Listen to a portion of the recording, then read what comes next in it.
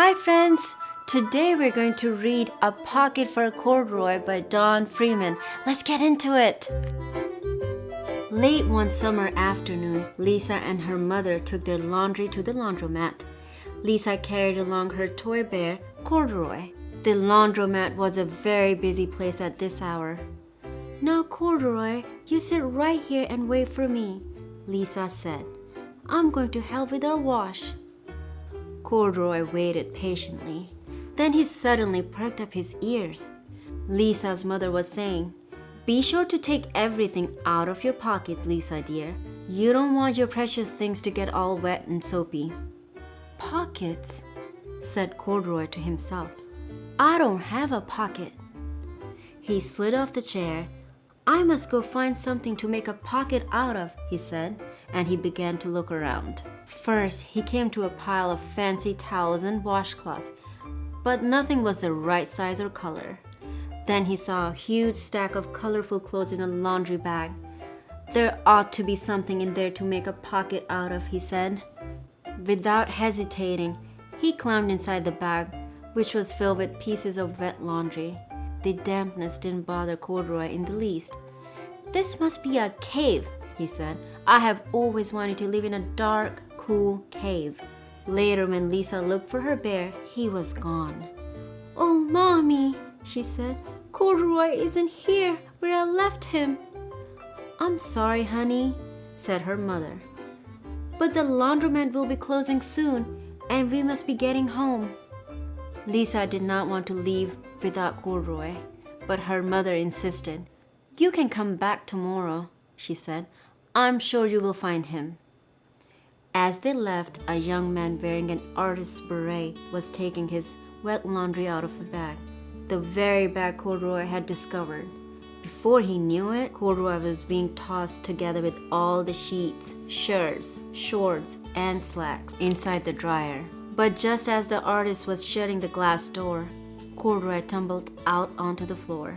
"How in thunder did that bear ever get mixed up with all my things?" the artist wondered. Poor Corduroy was damp all over. "The least I can do for him is give his overalls a good drying," said the man. He unbuttoned Corduroy's shoulder straps and put his overalls in the dryer.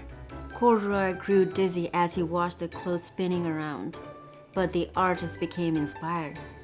"This would make a wonderful painting," he said as he took a sketchpad out of his pocket and began drawing the swirling colors. "I can hardly wait to get back to my studio." Finally, the dryer stopped whirling and the man gathered up the clothes. Then he helped Corduroy put on his warm, dry overalls. All at once, the manager of the laundromat called, "Closing time! Everybody out!" Corduroy was gently placed on top of a washing machine. "I wonder who that bear belongs to," said the artist as he was leaving. "He should have his name someplace. He's too fine a fellow to be lost." As soon as the lights were turned off, Corduroy began his search again. He was surprised to see something white glowing in the dark. "Maybe it's snow," he said. "I have always wanted to play in the snow." He accidentally tipped over the open-lidded box, and suddenly he was covered with soft, slippery soap flakes. Gradually, Corduroy began to slip and slide. "Oh, what fun!" he said with a smile. "I have always wanted to ski down a steep mountain." He landed paws first in an empty laundry basket. "This must be a cage," he said, peeking through the bars. "I have never wanted to live inside a cage like a bear in the zoo." But now Corduroy felt drowsy, and soon he nodded off to sleep. Next morning, when the manager came to open the laundromat, there was Lisa waiting. "I left something here yesterday," she explained. "May I look around?" "Certainly," said the manager. "My customers are always leaving things." Lisa was searching under the chairs and in back of the washing machines when she heard the manager call her. "Is this what you're looking for, señorita?" "Yes, yes, he's my best friend," shouted Lisa. She reached in and picked Corduroy out of the basket. "So this is where you have been, you little rascal," she said. "It's time I took you home." Lisa thanked the manager and ran down the street. holding Corduroy tightly in her arms. "I thought I told you to wait for me," she said. "Why did you wander away?" "I went looking for a pocket," Corduroy said.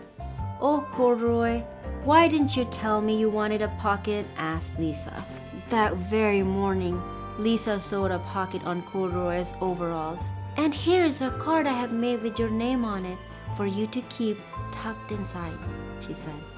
"I have always wanted a purple pocket with my name tucked inside," said Corduroy, as he and Lisa nuzzled noses. Isn't that a great story? I love Corduroy's adventure at the laundromat. What did you guys think of that?